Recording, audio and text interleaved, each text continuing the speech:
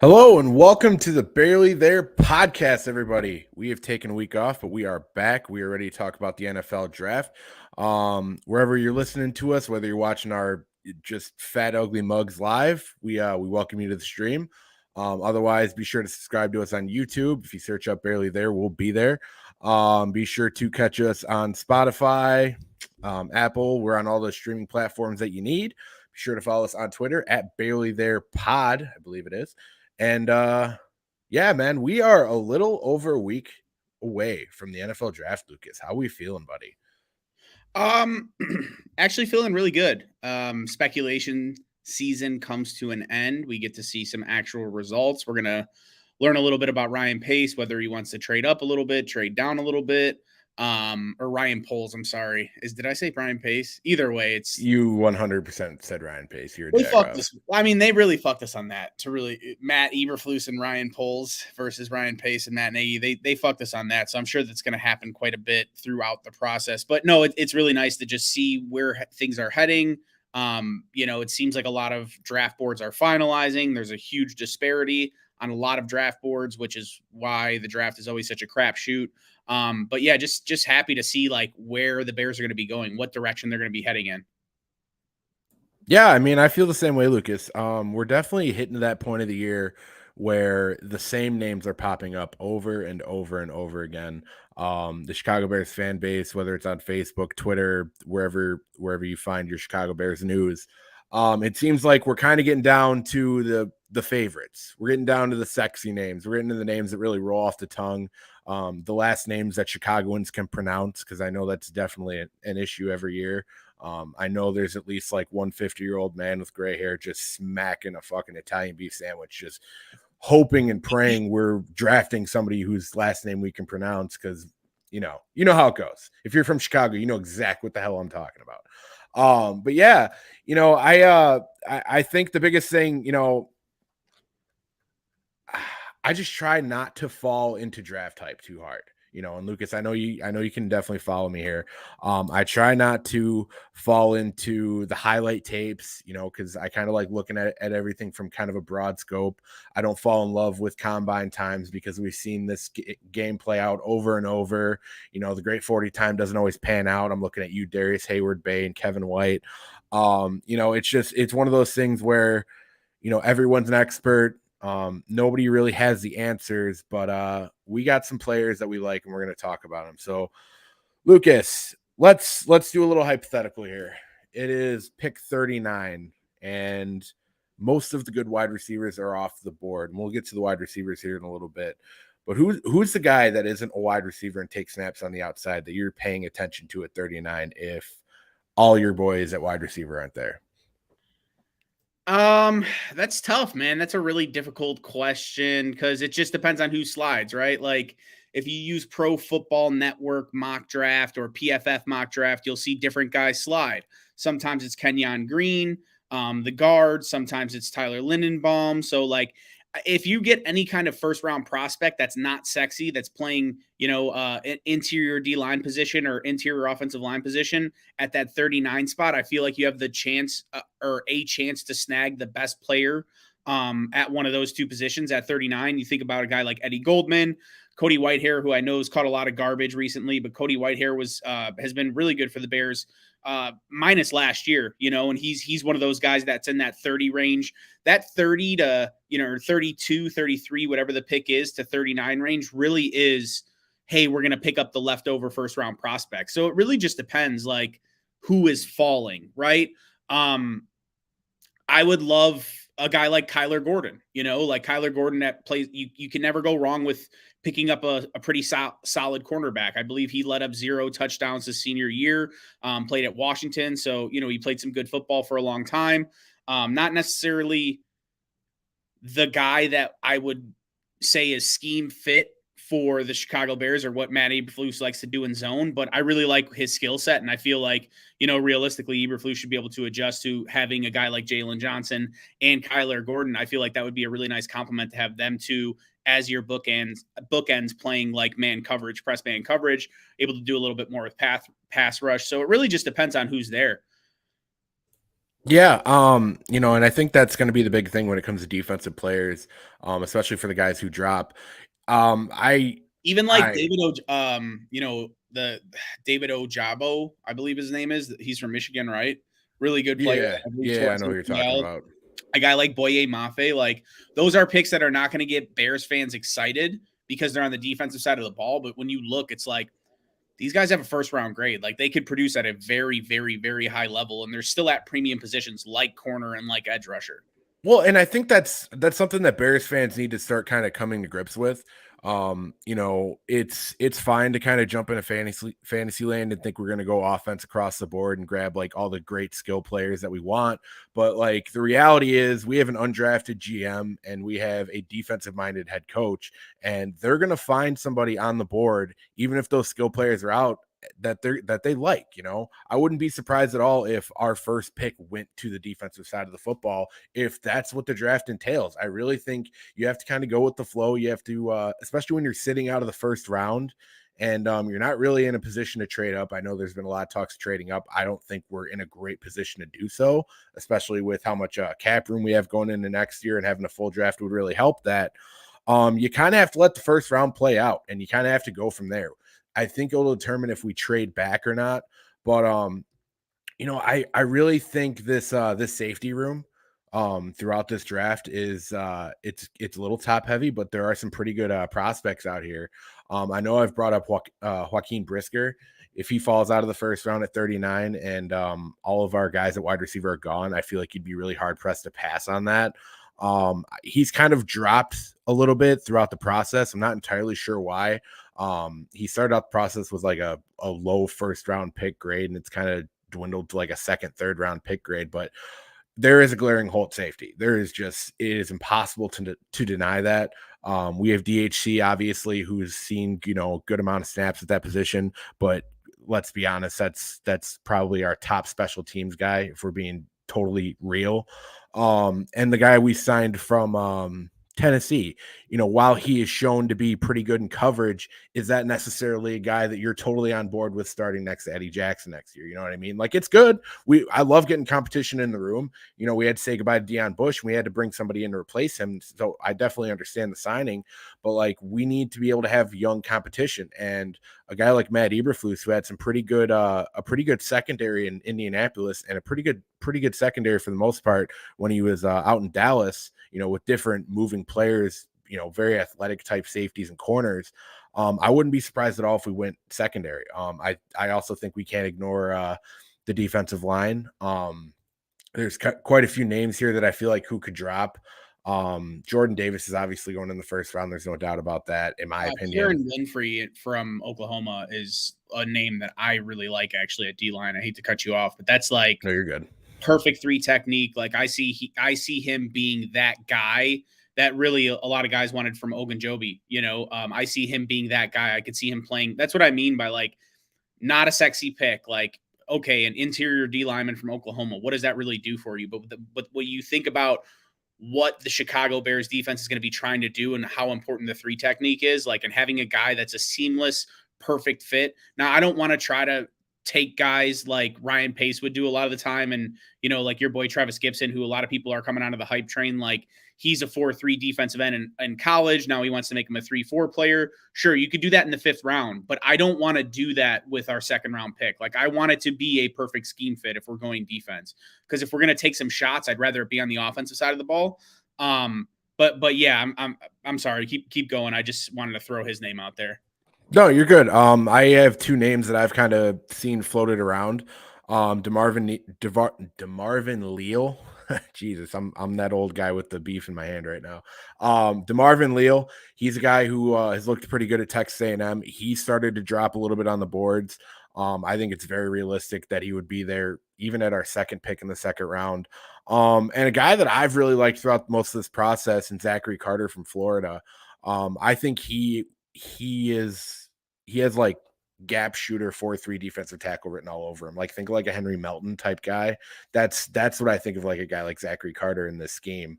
And I think that would be a pretty clean fit, honestly, in Matt Eberflus' system.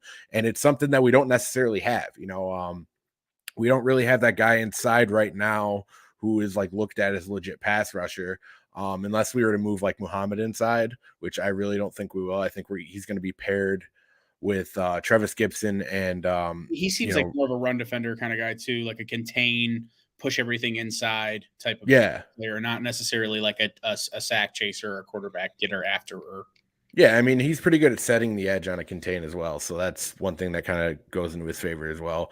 But yeah, dude, I could see Eberflus really going after a defensive tackle, because with his scheme, it's kind of similar to how Lovie Smith's scheme is. We're going to need a lot of pressure from the front four. That's where the majority of our pressure is going to come. There's not a lot of linebacker blitzing in this scheme.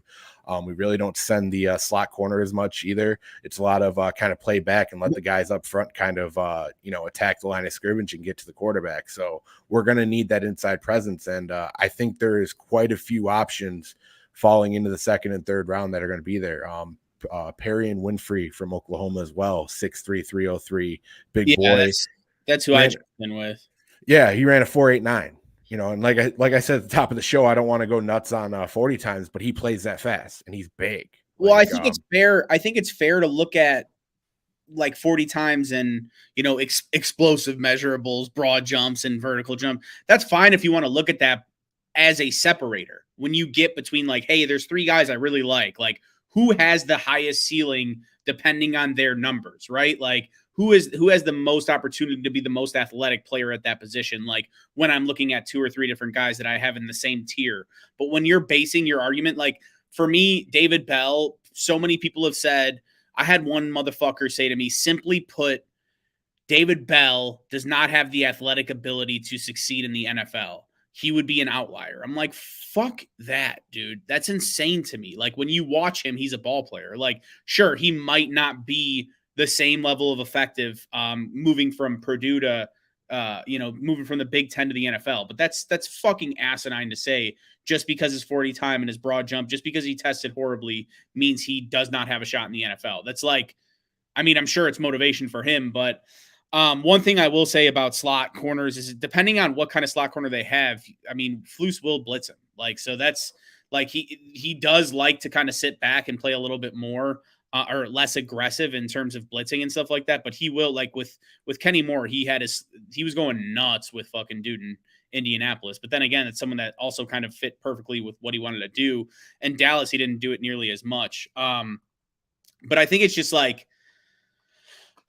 I think a lot of Bears fans are going to be disappointed in general, because you're going to see a guy like George Pickens that's probably going to be there at 39, and they're going to go ahead with someone like a Pierre and Winfrey or a Kyler Gordon. Because when you look at George Pickens and where he ranks amongst wide receivers, and when you look at Kyler Gordon or Pierre and Winfrey and where they rank at their position and what kind of impact they could have for the next 4 years, I think it's like really not even close.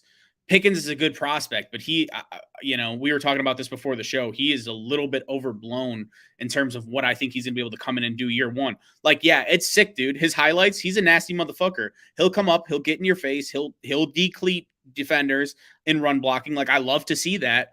I would love to see that a little bit more at that 48 pick, or if the Bears trade down and get a little bit more value and they're able to go ahead and get one of these defensive tackles that might fall into that 90 or 100 range. You get what I'm saying? Like, I don't love Pickens as a solo pick at 39.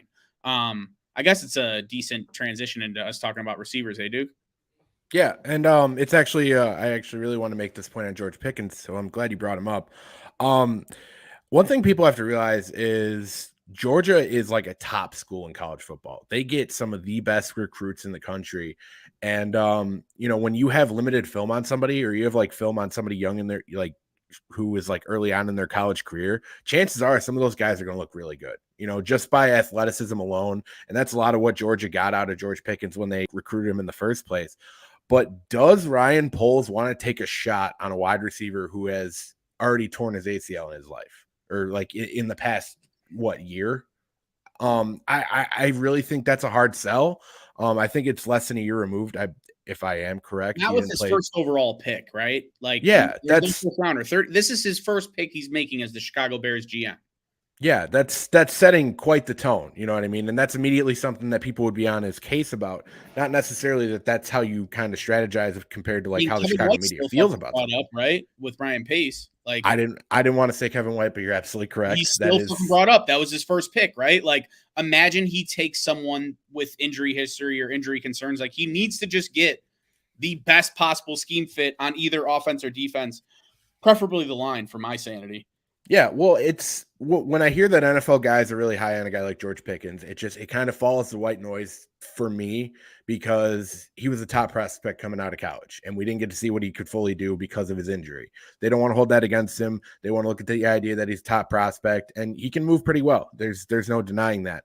But that's not somebody I want to take a chance on. That's not somebody that a guy like Ryan Poles I feel like wants to take a chance on. And I mean that would be quite the eye opener in my opinion if we were to do that, because even from his freshman year to his sophomore year, there was a pretty steep decrease in what he was doing out there. You know what I mean? He wasn't nearly as effective as he once was, type thing. But going to wide receivers, I would be absolutely remiss at this point in the podcast to not bring up the guy who has fallen through everybody's draft boards, who has just kind of fallen through the concrete, and it almost feels like just is kind of just sitting there for the Bears to take, and that is, of course, Lucas, my boy Treylon Burks. It seems like throughout the entire pre-draft process, his name has just dropped on most boards that I've seen. Didn't Which run a doesn't great. make a lot of sense, dude. Well, I mean, didn't run a great 40 time. That'll be held against him. His raw athletic score is 5.79, which is not very good. Yeah, and it's like whatever, dude. If you want to base everything off a raw athletic score that a guy on Twitter made, which by the way, I appreciate that he puts the work into that.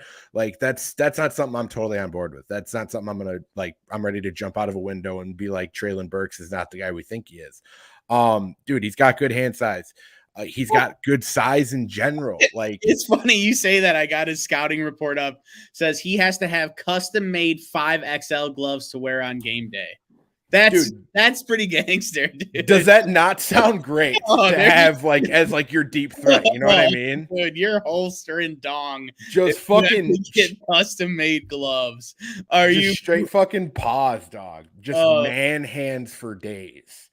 Well, and that's the thing that people aren't looking at with him. Like, and when you look at his film, dude, this guy played in the SEC. He did not play in no bullshit football conference, man. This is the best conference in college football, and he showed out. This wasn't some George Pickens where he showed a little bit of potential early on in his career and, kind of dwindled off.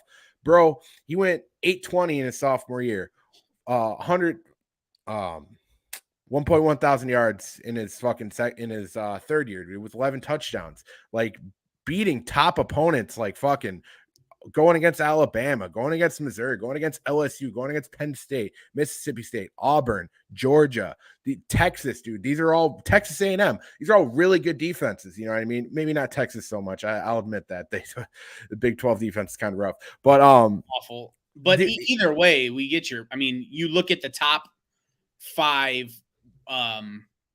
corners coming out of the top 5 corners coming out in the draft this year. I guarantee you 2 or 3 of them are in the SEC. So yeah, and he had to be followed, man. He was the guy. Like I've said on this podcast, like probably 3-4 times already, he was always the best player on the field. Like game wise in college football, maybe not prospect wise. If you want to get real fucking technical with like guys on the Alabama defense or something like that, he was the best player on the field at all times. I truly believe that. And now that you bring that up, there's been this insane infatuation with X receiver and labeling X receivers. And I just want to say first, Treylon Burks is a true X receiver in stature and everything. But X receiver only means that they're pretty much lining up on the opposite side of the tight end and they're lining up on the line of scrimmage, which limits them from being able to motion.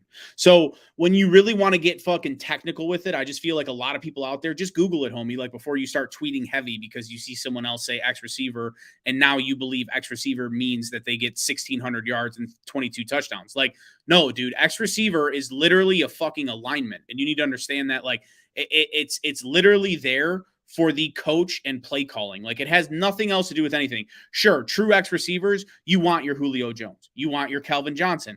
Traylon Burks fits that mold as well, but he plays X and he demands that attention. You want to talk about like true traits of an X receiver? It's being a coverage dictator.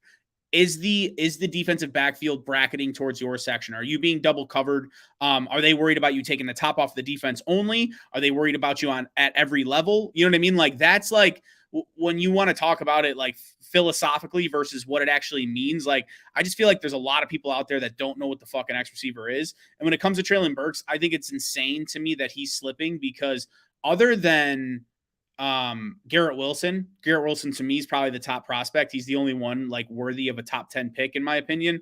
He's by far the best player. And he reminds me of some of my favorite players in the league. He's thick as fuck. He's 6'3", 225. Like, he is an AJ Brown type of player where he's going to get the ball. First of all, he's taking the top off the defense. I don't care how fast they say he runs. He has done that many times. There's so many times you see him in his highlights taking a screen all the way to the house, or just taking a quick slant all the way to the house. And then he's a big fucking boy after the catch. Like, he plays like a grown ass man. And that's what I like about him personally. So if he falls to 39, that's a no brainer. Absolutely no brainer. Yeah, I 100% agree, man. Probably the biggest things I always see out of his scouting reports, and I don't want to talk about Traylon Burks the entire time, but I feel like this is important. Like, because I know Bears fans kind of have this idea of what they look for in a wide receiver. Kind of to your X receiver point, Traylon Burks plays every wide receiver position. He did it at Arkansas. He can play anywhere you need him to go. His route running is beautiful. 50-50 and jump balls, phenomenal with his ability. Uses his frame to get in good position. Outjumps defensive backs constantly, and reliable hands. Like, he is a guy who can high point the ball. He has so much like just like core strength to him. Like, there is no weak spot on his body. He's not one of those like upper body strength wide receivers with the tiny ass legs. Like, this guy is like you said, dude, he's a grown ass receiver, man. He's a grown ass fucking man playing wide receiver. So I think at that position, you really have to look at that. And honestly, I want to talk about the guy because I know a lot of people are really high on him. I'm honestly pretty high on him too, because I really think that the sky is the limit for what he can do. I just wonder about the competition he played, and it's Christian Watson. Christian Watson is actually the guy why I feel like is the biggest reason why Traylon Burks has fallen to the Chicago Bears conversation, because he is shot up the draft board, 6'4", 210. You know, we talked about Traylon Burks' hands, dude. Christian Watson's got slightly bigger hands. Like, that's insane. Like, runs a 4.36, dude. And you know, I don't want to go nuts on 40 times, but when you watch the film, dude, he's just streaking down the field. Like, it's like he is. We talk about Traylon Burks being the best player on the field. Christian Watson at North Dakota State was questionably always the best player on the field. That's the thing. It's not even close with him. And to me, he's the most intriguing player in the draft overall. Like, out of everybody in the draft, I think he's the most intriguing, because he truly is one of those guys with, if he has the ceiling of like, man, dude, I don't know what he can become, but it can be insane. You know what I mean? Like, I'm not going to sit here and say Christian Watson, if he's completely polished, he's a Hall of Fame player, but I do think he has like that type of potential. When you watch the way he plays, it's absurd. Every single play he pretty much has is a house call. There's no like, oh, he got wrapped up, and no, like, he bullied motherfuckers at North Dakota State. And that's what makes me worry. Similar to Drake, I think his name's Drake Jackson, the wide receiver, or I'm sorry, Drake London. Drake Jackson is, I think, the edge rusher from USC, but Drake London is like, he plays such like bully ball. He's just so much bigger than everybody, catches the ball in traffic. I worry about his lower extremities. He kind of plays like Gronk at wide receiver to me. You know what I mean? He's not doing anything impressive in terms of footwork, route running, separation, hands, like any of that. He's just literally bigger than everybody. And that's something like with Christian Watson. He's bigger than everyone, stronger than everyone, faster than everyone. It's not even close. Like, it's not normal. I don't care. We were talking about this before. If he's in the MAC, or if he's in the Pac-12, or not even if he's just not in a Power 5 conference, but outside of, you know, if he's in the FCS, like, he is going to be a no doubt first round draft pick. Like, it's clear, but it's hard to tell. Like, are these guys in his conference that much worse athletes than people in like true D1 programs, you know? So I think it's just hard. It's intriguing though. That's the only guy where it's like, you know, if I'm Ryan Poles, if I'm going to take a risk on somebody, if he's at 39, I think you take that risk because of what the ceiling can be. And I don't think his floor is that low. I don't think he turns into a complete bust. I just think he's not nearly as, he has that a potential to not be, fall on his face, like only be a limited type player in the league. Yeah, I think the only thing you could really worry about when it comes to like just talent wise from him would be how good his routes look when he's not that much faster than everybody Yeah, else. for sure. He'll take the top off of defense. That's what I'm saying by limited. Like he'll be able to complete that role, but I think he can do a lot more. Yeah, I mean, and that's what makes like the NFL draft so intriguing is because we have prospects like these that come up it's not every year because it's not every year we have a wide receiver come out like Christian Watson who played as well as he did as well as his size and speed. But every couple of years, like he's really boomer bust to me. Like I think he could be good, like on the lower end of that scale, but I don't know if he would be first round good if he's at the lower end of that scale. Whereas he has the potential, like, dude, he has the size of a guy like fucking I hate to say this because I hate comparing draft prospects to like Hall of Famers, but dude, he looks like fucking Calvin Johnson coming out of That's how he's built. Georgia Tech. Not small, but that's how he's built, dude. Right? Like, and he's just a fucking freak. Like, and we were talking about Kevin White. Kevin White was an absolute fucking freak, and that's what you think about with Watson. Now, Kevin White's issues had a lot more to do with injuries than anything else, but because I think he was still getting tryouts and shit with the Saints and down the road 5-6 years after he left the Chicago Bears. And it's like, because he's that much of a freak athlete. But I like what I saw from Christian Watson in general. I think he's a really intriguing prospect. To me, it's like Watson's a guy for sure I'm taking a risk at 39. Burks, no doubt, no brainer. But like some of these guys I'm hearing, like we talked about Pickens, Jahan Dotson, don't like him at all. Really small. Not a big fan of him. Alec Pierce, I feel like he's extremely overrated. When you want to talk about explosive, tangible, or explosive testing and things of that nature, Alec Pierce and Christian Watson were probably two of the most impressive people in terms of testing and RAS scores and shit like that. You see it with Christian Watson. Every time he touches the ball, it's lethal. With Alec Pierce, I do not see that testing. You know what I mean? I don't see it come into play on the field. He should not be having that many unseparated. Like, he should be wide open. You know what I mean? Like, he should not be completely covered, having every one of his highlight plays being him covered and him high pointing the ball. Like, that's awesome that he has that skill, but he's only 6'1". He's not this big guy that his style of play doesn't match what his production showed. You know what I mean? Like, that's what I'm saying. Like, I don't see it translating as well as I see someone like a Chris Olave or like a Garrett Wilson. Like, those guys are route runners with great footwork. Even David Bell, like really good footwork. Like, those guys are going to get open based on technique. I don't see that with Alec Pierce, if that makes sense. No, I think I'm glad you brought up footwork because I feel like that's something that's very underrated when it comes to the NFL. Devontae Adams, Keenan Allen, Tyreek Hill, like all of them are masters at it. Antonio Brown at the absolute, I would say Antonio Brown at his peak was one of the best receivers the NFL has ever seen. Like yeah, dude, I will vouch for that. And I'm a guy who's not totally huge on Antonio Brown the person, but like, goddamn, he's such a jag-off, but he was unbelievable as a player. He was that good in Tampa too. He was just out of his fucking mind. Like, he could have been that good.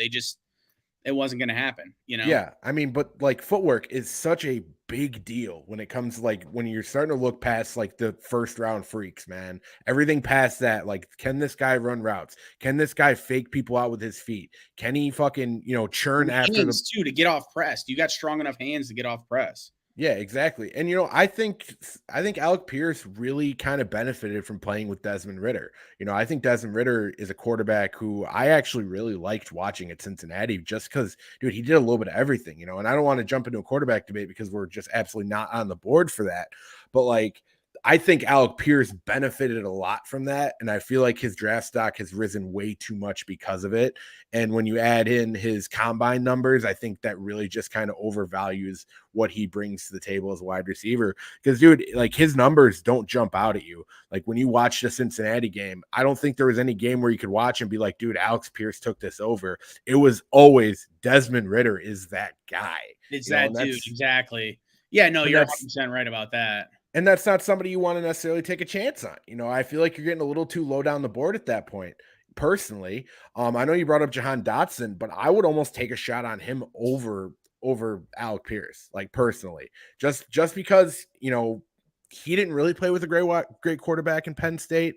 Penn State, they played legit competition every year. You can say what you want about the Big Ten. There's definitely legit competition in the Big Ten. He's got a little bit. No, I fuck with you just because it's probably the third best or second best conference, but it's just no. I always fart on their nuts every time it comes down to something special. Like let's be real here. Like Big Ten as a conference does not represent themselves with pride. No, well, it's because we end up having to play people outside the Big Ten in the playoffs. That's what happens every single fucking time, man. It's brutal. I'm a Wisconsin Badger fan, dude. They've broken my heart every chance they get. And Ohio State will always go out there, and Ohio State's always pissed off the rest of the Big Ten to the point that everyone in the Big Ten's rooting against Ohio State at that point. So we almost actually love it when they lose in the playoffs, even though it doesn't look great for the conference. That's how much Ohio sucks in general. But I'm not going to get on. Ohio's the worst place on the planet, Dylan. If you're listening.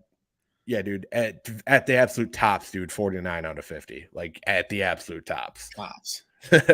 But anyway, to finish up my point on Dotson, man, I wouldn't hate that pick as much as a lot of people would. I think it would.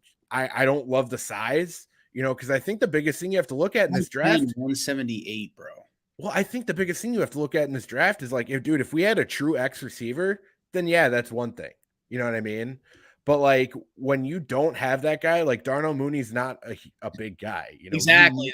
You need that guy opposite of Darnell Mooney. Burks is perfect. Like that's a sweet spot.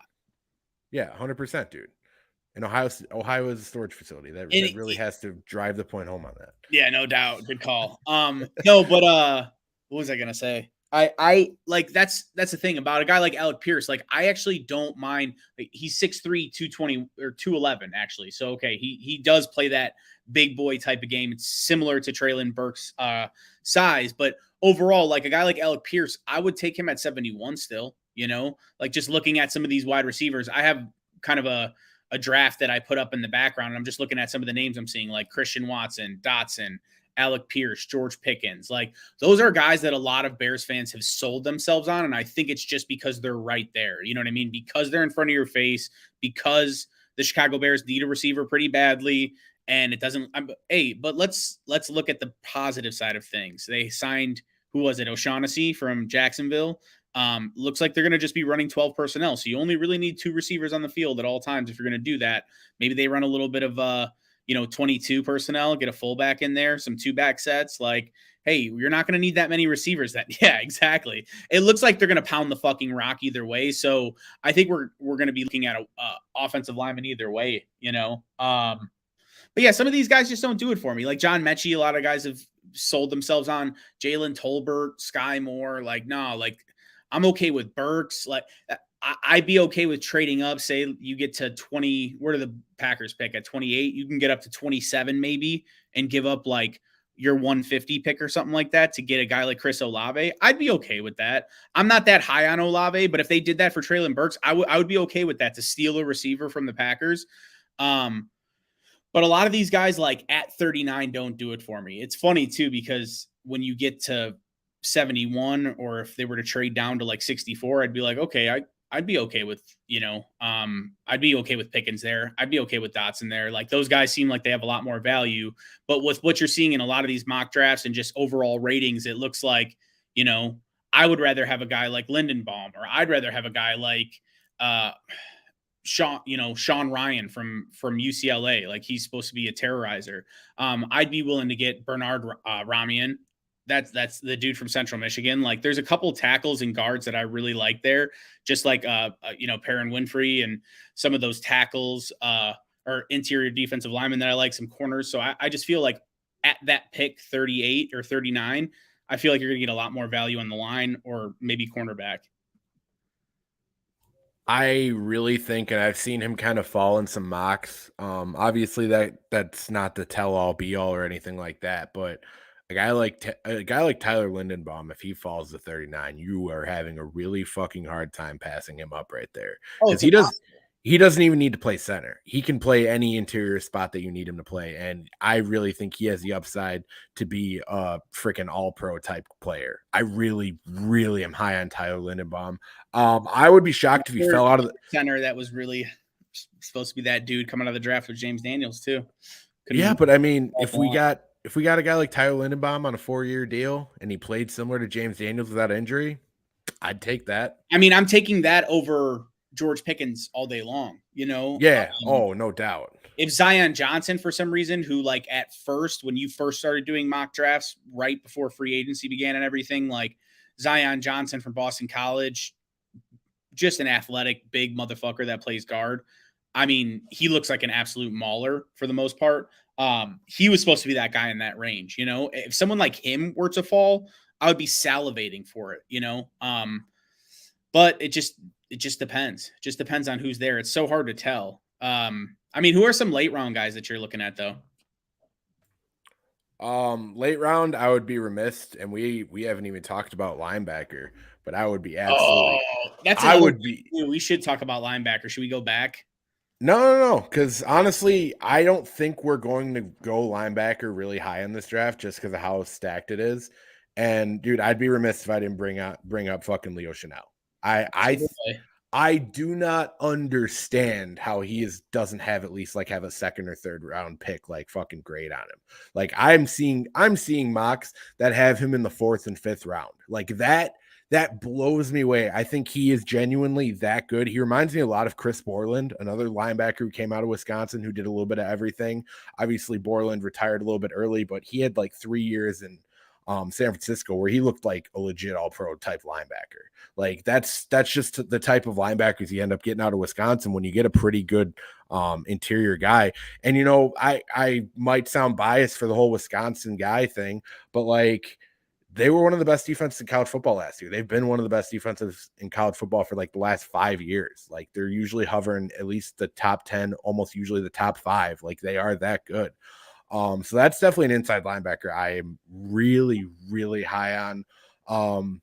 I've seen some guys bring up Christian. Where he goes too, you know, because I see his range all the way to like 150, and I see him taking at like 30, 37. Yeah. Oh, dude, I could see a team definitely reaching on him or reaching because I really think he is worth that 2nd, 3rd round rate. But I could also see him falling because people are really enamored with the offensive lineman, wide receiver groups in this draft. You know, look at what happened with Owosu last year. Like he had no business falling. I think it was last year or 2 years ago. The Beadon's boy from fucking Notre Dame, like he's killing it for the Browns. Dude's a freak. Yeah, like he had no business. He fell to like 64 or something like that. Yeah, dude, and that's the thing. You see so many solid college linebackers like fall like outside. Really, dude, you see them at like most defensive positions. Like, dude, you know, I just look at our own backyard. Like, we got Eddie Jackson, like the 4th round. Like, that's the type of stuff that's there. You know what I mean? You have a guy who's coming off like an injury plagued season that you can actually take a shot on, like a little bit closer to the middle, late rounds of the draft, man. And that's a guy that can end up being a total fucking star with you. Like, you know, look at when, I mean, not to this extreme, but like even look what like Dallas when they drafted Jalen Smith. You know what I mean? Like everyone thought like, holy shit, that's a reach. He looked like he had a career-ending injury, and he turned out to be a pretty solid starter for them for about 4 or 5 seasons. You know what I mean? Even earned a 2nd contract. He didn't play through that, but you know, there's definitely going to be guys there. Before you made that, else I really like is Darren Beavers from Cincinnati. He's one of those guys that like looks like he would be going in between 71, you know, closer to like 90, and then like we don't pick again till 148. So he looks like he'd be someone that's snagged up in that round. But if he were to fall or the Bears were to move around, move back and get him, move up a little bit from that 5th round pick and get him, he's just like a guy that you know for a fact is going to be a 4-prong special teamer, and he can come in and just fucking crack skulls in base and play Sam, just come in, be your primary run defender, and keep like Roquan clean, keep Nicholas Moreau clean, who looks like he's going to be sliding in at Mike, or maybe even Leo Chanel, your boy, or Chanel. I don't know how to say his name, but to be honest, like that's a guy I really like. You know, you even have Troy Anderson. Like there's a couple really good linebackers that I would not be mad at if they got with that 48th pick. You know, they're guys that I think could be 1st round picks if they weren't, if off ball linebackers were the same as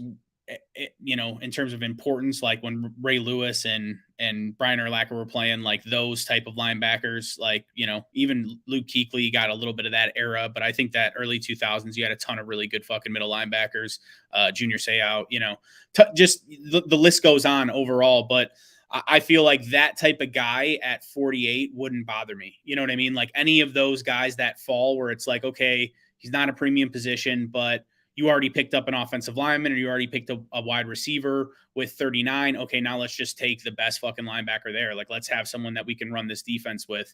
Because I'm okay with securing the middle of the defense. Like, I find value in that. Yeah, and I think a guy like even Chad Muma from Wyoming would be a good pickup. Big tackle eater, big boy, plays big. Didn't do bad at the combine or anything like that. He gets that like really solid guy, doesn't blow you out of the water, but like he'll be a respectable starter in the NFL. And dude, that's exactly what we need. You know what I mean? We do not need another star linebacker. Obviously, it'd be fucking great. I mean, you're never saying no to that, but like Roquan is that guy in the middle. You know what I mean? He just needs somebody next to him to look competent, eat up tackles, especially between the tackles, and kind of take on blocks. You know what I mean? And I think a guy like Chad Muma, a guy like Leo Chanel, obviously, even if we were to go super late to the other Wisconsin linebacker, Jack Sanborn, like I really like what he adds to the table too. That was basically his entire role last season, was just that tackle eater, and you got to think about the special teams aspect too. You know what I mean? Like linebackers are going to play special teams. They're going to be able to block. They're going to be able to block on field goal, punt. They're going to be able to run down. Like they're athletic enough to make tackles. Like they're great pieces to have just on your team. That's why the Bears always carried, Iggy and Josh Woods and shit like that. Like they're meaty enough to fucking handle blocking, but they're also athletic enough to go down there and cover. Yeah, absolutely. And I really think with like our lack of safety depth too, even if we didn't go super high on like a linebacker or something like that, I could see us taking a shot at potentially a safety that played in the box quite a bit, who could, potentially play that kind of type of hybrid role as like a bigger size guy. I know Those are the guys that are going to be there at like 150, Yeah, well, that's what I'm talking about. Like if we're talking late round, I liked Bubba Bouldin out of Miami. He's 6'2", 206, so obviously you'd have to put on a little bit of weight, but he played really good in the box, like big hitter type guy. Honestly was kind of lacking in coverage skills for the most part, but there's definitely there's a spot for that. I think O'Neal Jr. is another guy I really like, similar, like downfield threat. He's only 6 foot, 200 pounds, whatever, but he comes down and like puts licks on motherfuckers, which is something we all love to see as Chicago Bears fans. Yeah, and I mean, we even have a guy right in the backyard, Kirby Joseph out of Illinois, who could definitely play in the box as well. And that's the thing, dude. We just need a guy who can eat tackles next to Roquan Smith without being completely lost at his position. Be able to play a little bit in coverage, which drafting a safety to almost kind of mix in a little bit on maybe third down in that nickel package wouldn't be the worst idea in the world because of the safety aspect, and we wouldn't have to worry about as much about him getting flushed out in run coverage, because we'd be using him more in a nickel package on like third and intermediate, third and long type thing. But that's all going to depend on how Matt Eberflus feels about his system and the players that he already has in the building. I could see him using that guy that we signed from Tennessee as that type of guy in nickel coverage as well, Yeah. So it's all going to depend. I really think, and I watched Eberflus's press conference from yesterday, and one thing that he brought up quite a bit was just bringing talented guys in and having them know multiple positions. So I could see them drafting kind of around guys that know how to play different positions on the field. They're not just in that one set position and completely lost, because, I was thinking about it yesterday. What do you do with a team that is kind of limited, like with what the talent you have? Like, I think the Bears have. Yeah, you attack their weaknesses. But and you need players that can jump into different roles if something were to come up. You know what I mean? Like, It's that simple. We're not going to just be holding one guy to one single position when the number one guy on the depth chart goes down. We need somebody to come up, and we need somebody else to play that position that guy was just playing. You know what I mean? Or not even that. You see like a guy like Devontae Adams who started getting moved into the slot, or like even the Bears try to use Allen Robinson out of the backfield because they're just trying to create matchups. So if they're trying to create matchups on you and you're limited or one dimensional and can just pretty much Richard Sherman at corner and only play left side press your first half, you know what I mean? Like they're gonna be like, all right, well, let's just fucking make sure you can't press us. You know what I mean? Like, so I think there is some advantages to that. And you see it kind of trending that way. A guy like Isaiah Simmons a few years ago, it was hard to place what position he was, and that was supposed to make him fall, but he still went in the top 10. Like, even Owosu from Notre Dame, that was another guy that they were like, well, he's really not big enough to play linebacker, but he's way too big to play safety. Like, what should we do with him type thing? But at the end of the day, if you're an athlete and you fucking run like hell, to the ball, you're gonna be successful on defense. Like if you're smart, read your keys, and just fucking take no bullshit, you will be a good defender. And speaking of I guess practicing what you preach, or defensive guys, Eberflus hanging his dong. One thing that I really liked was today, we had mini camps and all that bullshit. Of course, there was drama because Eddie Jackson wasn't there yesterday. He was there today. But I really liked Roquan Smith came out and talked. And right away he said, yeah, they were kind of asking him what's going on with the defense. And right away he was like, yeah, we just run to the ball. We run to the ball, sprint, blah, blah, blah. And that's all you heard Matt Eberflus talk about for the past 3 months or however long he's been hired is we're going to, in practice, we are going to drill running to the ball when the ball is on the ground, picking it up and finishing the play, running and celebrating. And that's exactly what they've been doing. So it's nice to see some transparency and practicing what you preach. Obviously it's mini camp or whatever it is. So they're not doing anything real. They're not installing like a ton of shit. It's not like progress is being made, but it is nice to just know, because you think about some of the plays that happen on defense, like that is a reflection of your head coach or your identity, right? Like not always practicing that. That's something that you're going to hear a ton about with Lovey and the Loafs and Ron Marinelli. Like this is all like coming back. And to me, I do like that reminiscence of, hey, our most successful coach, Lovey Smith, this guy is a product of that. Like he believes in some of those same things, and maybe he's going to put a new twist. Maybe he'll be more open to fucking not rotating his offensive coordinators every 3 fucking days, and just like some of those things that Lovey was stubborn about. But it's nice to see that, like, and see some of those same things get put back in place, because those are some of the better years for me as a Bears fan, right? Like you always, I've said it once and I'll say it again. With Lovey, you always felt like you had that any given Sunday type of mentality. No matter how bad the team was, no matter who was injured, no matter what was going on, they could pull off a fucking win. Like they just could. Was not that way with Matt Nagy. Matt Nagy, it was just a slow burn. You were just drowning. You were watching yourself drown. You could see the ledge, but you just couldn't grab onto the ledge and pull yourself up. And it was just slowly but surely just suffocating you with just awful fucking bald antics. And I mean, awful fucking bald antics. That's fucking great. I mean, it's just ridiculous, dude. Like that's what it felt like. It was this just slow, awful fucking burn. No, dude, I and I'm 100% agree with that. Overachieving this year and not having that great of a team and being happy to win 8 fucking games and maybe get the worst wild card slot. Because when you fall ass backwards into it with the talent you had as Matt Nagy, I hate how this stupid bald fuck lives in my head rent free. But like I'm okay with that for this year. Just like seeing them play hard. And I also think they're low key onto something here. Like I don't hate what they've done. Like I like some of the guys they've brought in. I like that they're going tight end heavy. I like that they're trying to reestablish just being tough. And you're seeing that with some of their signings. So hopefully we get another guy in the trenches, in this draft in 10 days or so. Well, I think kind of to play off that as well, Lucas, your boy Dave Montgomery was a little tongue in cheek today about a potential extension as well. I think that's I didn't hear that. Do tell.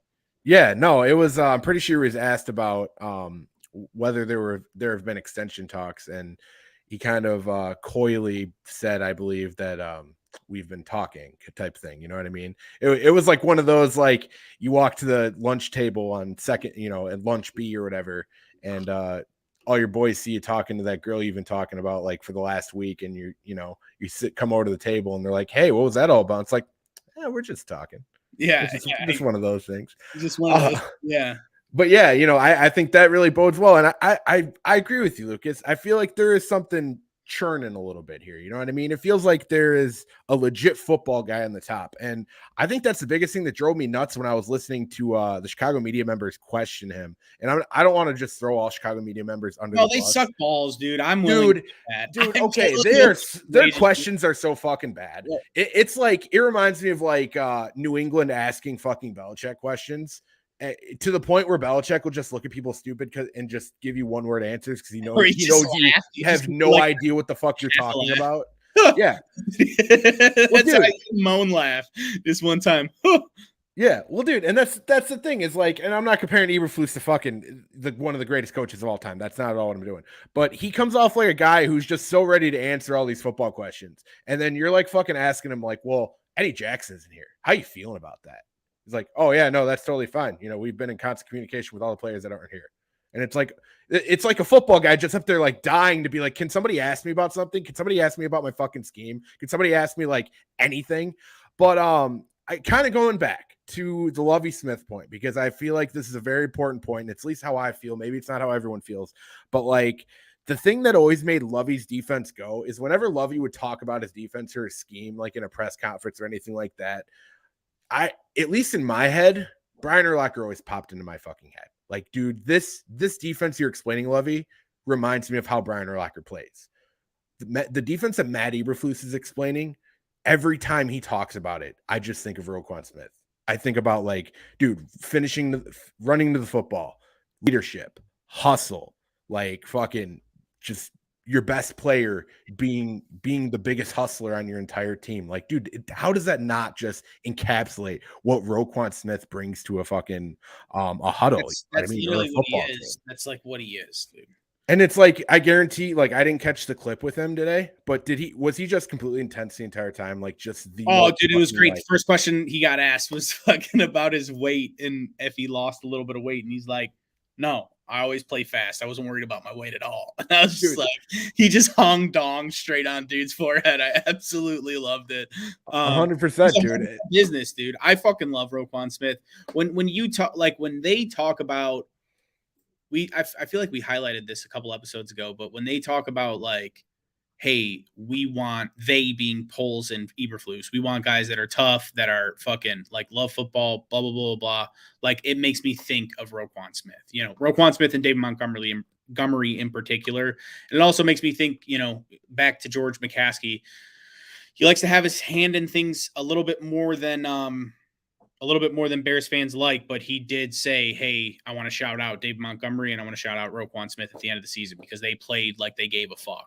And it really did look like that. Mooney played like he gave a fuck, but it just seemed like a lot of guys quit out there. A lot, which was sad. Robert Quinn was obviously playing in his contract year. He's probably so pissed he saved those 19 sacks for last year, and just like now he's playing on the same contract. He thought for sure he was getting cut. But no, yeah, I don't know. No, I think we both kind of wrapped it up in a nice fucking package, dude. Roquan Smith encapsulates Chicago Bears football. He's the man. Anyone who has a problem with that, like, bro, there's a fucking team up north you can go check out. You probably like them. You know what I mean? Because obviously you like just absolute ball farters. Well, who is it? Not Douglas. Who is there? Devondre Campbell comes in like a fucking street free agent and somehow is a first team All Pro. Like, fucking makes me sick, dude. Like, yeah, dude. He played well. I'm not gonna say he didn't, but like, they still fucking sucked against their own. Like, they were a DB driven team, and they had a couple of really nice pass rushers. Gary's actually turning out to be a lot better than I wanted him to. Yeah, I'm still hoping he kind of falls off a cliff personally, but he did look pretty good last year. Yeah. But yeah, dude, I was actually talking to my buddy, who's a huge Packers fan, probably one of my better friends. And I was just talking about like why the Browns didn't run the ball more against the Packers, because like guys like Nick Chubb will just they'll do whatever the hell they want against that defense. Like, and like DeAndre Campbell, I'll give you that, dude, solid linebacker, but you need more than one cook in the fucking kitchen to cook, to give you a 5-course fucking meal on defense. Like, it's that simple. And I just They're don't built think around that. Aaron Rodgers, man. That's why they couldn't get rid of him. Like, look at their team. They built themselves similarly to the old Colts teams. Expect me to score early and often, and then we're just gonna fucking have pass rushers come after you with some good DBs. Like, they're entirely built around Aaron Rodgers. That's why they had to sell their souls to keep him. Yeah, no, it feels like a complete skeleton crew at this point. Like, and that's the biggest point. Like, I don't want to talk about the Packers even, all that much, but to kind of fire it off is like I've told Packer fans, like, you are not going to have a better roster moving forward with Aaron Rodgers on it than you just had the past 2 years. Like, it's not getting better. Yeah. It's not getting better than that. See what they do with those 2 first-round picks. I have a feeling they're going to move down with one of them and take like a corner with the other one, and Packers fans are going to freak the fuck out. But they're taking Desmond fucking Ritter with that first pick, 100%. I would die if they just did like a Kenny Pickett, Kyler Gordon combo or something like that. I would shit bricks. Well, dude, they got to start looking at fucking corners now because like Jair Alexander's going to get fucking paid, dude. Like paid. Denzel Ward just got paid, and Jair Alexander is like right in that conversation. So like I said, to wrap it all up, the Packers, I can't say it, I guess, completely without the fucking first round picks in the equation, but like I don't think they're as good either. They got worse. I don't think they'll never be better than the team they had for the past 2 years. I don't think they will. They're not going to top that. And not without a complete rebuild again and hitting on another Hall of Fame quarterback. Yeah, and Aaron's not going to get better. Aaron is who he is. Absurd for them not to actually. It's one thing to go to the Super Bowl and lose, but to not win a weak NFC conference, like the weaker at least. There's some good teams in there, but Tom Brady shows up his first year and just fucking hangs dong all over your face. That's rough, man. Like, that team was really fucking good. You have guys that are you have 4 guys in your defensive backfield that are all pro caliber players. You have an all pro wide receiver, arguably the best quarterback of all time. Hall of Fame level talent on the line or on your offensive line, some really nice defenders. Kenny Clark's a fucking freak. Like, you had an absurd team, bro. Of course, they fucking screwed. That makes me so happy they drafted Jordan Love. They just fucked themselves, bro. Bro, they're replacing all their good players with fucking Garfields, man. It's as simple as that. It's Payne versus Garfield, homie. Yeah, you got fucking Bane, Aaron Rodgers, and then you have just fucking 52 Garfield dicks out there, man. Like, I'm sorry. This ain't going to happen. I guess we'll be able to talk more next week because draft is what, Thursday, Friday, Saturday next week? Yep. Oh, I guess concerning that, I don't want to set anything in stone because I really didn't talk to Lucas off the show about it, but definitely plan on having our faces on some sort of live stream or some sort of show during the first and second round. Or what, they have the second and third round on the same day, right? Third, but that's my mom's birthday actually, so I got to figure out what's going on. All right, I might solo man that shit, but you might have to, or just have a couple of these jerk offs jump on with you. Yeah. We'll see. I don't know if we're actually doing something on the day of, or if it's that weekend, or what the deal is. Lucas, do not skip your mom's birthday to be on a live stream. I wouldn't skip my mom's birthday. I'm just saying, I don't know. Like, a lot of times we'll do a dinner where everyone can get together on like a Sunday or something, or something like that, So and you'll live stream us from the bathroom like mid meal. No doubt. But all right, I think that's a good spot to to knock her out of the park here. One more guy I want to talk about is Kyle Phillips. He hangs dong. Really just unathletic guy that no one's going to hear about. But he's going to catch like 100 balls for some random team next year. So Kyle Phillips hangs dong from UCLA. Check him out. Doesn't do anything great, but it's easy to upgrade when you have the wide receiver core that the Bears have right now. And I think he could run really nice from the slot. So future years to come. But we'll talk about the draft next week too. Yeah, for sure. I guess kind of previewing up moving forward, I guess one thing I really do want to talk about that we didn't touch on, like I said, we'll leave it for next show, is the potential rush for David Bell in the middle rounds, because I feel like teams are going to hit a point where he's like, they're just sitting out there. I could see a team trading up in the late second, third round for him. I don't think he makes it to the third. I think people are going to look past it and be like, yeah, that's fucking crazy. Like, look at his production versus Sky fucking Moore. Like, this is who I'm picking between. Because if there is a true run on wide receivers, like, there's always going to be guys that fall, right? But if there is a true run on wide receivers, and you're looking at pick 48, or even for someone like, say the Niners trade Deebo Samuel and they need to draft a fucking wide receiver with their second pick, or they trade up a little bit. Like, are they going to take, who would you rather have? A guy that produced like a motherfucker, or Romeo Doubs from Nevada? Fuck off. That's going to be looking at Justin Ross, Calvin Austin, guys that are fucking 5'9", 112 pounds. Like, and don't get me wrong, I like Calvin Austin actually, so I don't want to be that guy, because I like a lot of those players. We don't need any more little dudes. We need a thick boy. 2 C's, THICC. We need someone that's fat and long, like straight up, dude. Dude, I've already been thinking about what my reaction is going to be if Traylon Burks falls to 39, and let me just tell you, it will not disappoint. I might skip my mom's birthday for that one. No, I will fucking lose my mind. But all right, that's a good spot to stop. Me and this Jagoff could go all day. I'm Duke Coughlin, that pod guy Duke. That's Lucas Perfetti at Lucas Perfetti 46. We're Barely There at Barely There Pod. You can catch us on Spotify, Apple, Anchor. We're not on Google Play because fuck that shit. But you can find us anywhere else. Are they still being cocksmokers? No, dude, I have not heard anything. I've tried logging into Google Play so many times from the account. Dude, it's kind of like, remember having you sign into YouTube, how much of a pain in the ass that was? Yeah. It's similar. It is that bad. Yeah, but anyway, yeah. So follow us on our socials. Like I said, I put all the handles for us. I'll put it down in the description. We'll see you guys on Wednesday. Also, if you're using Google Play, like, what the fuck are you doing? Like, who actually? I don't think I know anyone that actually listens to Google Play. If you're forced to use it, I'm very sorry for making fun of you, but like, I feel like if you have access to Google Play, you should have access to Spotify. So just listen to us on there. Google Play is just like, I don't know, man. You might as well be in Jurassic Park or something. Bro, a base version of Spotify is free. Like, you're gonna have to listen to an ad that we're not gonna get paid for, but fucking A, man. Like, it's not that hard.